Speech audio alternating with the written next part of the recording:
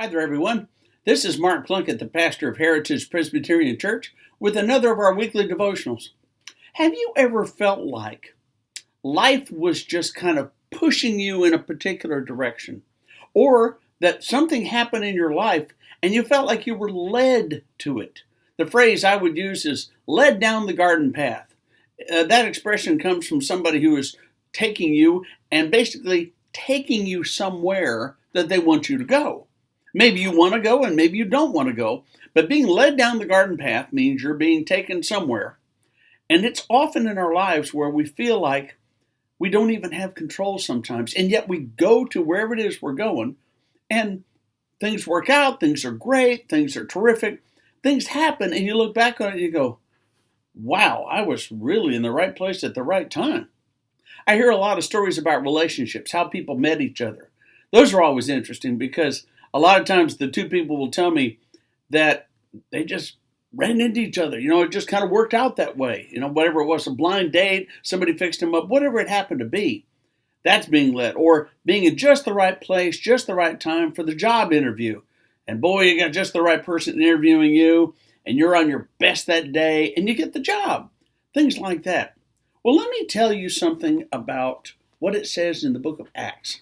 Now, this is a story about one of the minor apostles, Philip. We don't hear very much about Philip. He's in the list of the 12 apostles, and there's a couple of stories about him in the book of Acts, and this is one of my favorite. This is in Acts chapter 8. An angel of the Lord said to Philip, "Get up and go to the south to the road that goes down from Jerusalem to Gaza." It's a wilderness area. So Philip did what he was told. He went down there, being led by the Spirit or being told by the Spirit, whatever. Philip went.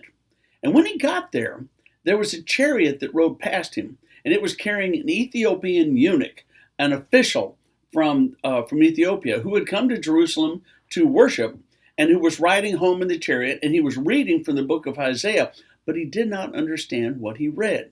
Well, then the Spirit whispered in Philip's ear and said, "Run alongside that Ethiopian." So Philip ran alongside the Ethiopian, and they got to talking, and the Ethiopian was still had the scroll in his hand from Isaiah. And Philip said, "Do you understand it?" And the Ethiopian said, "No, there's no one here to explain it to me."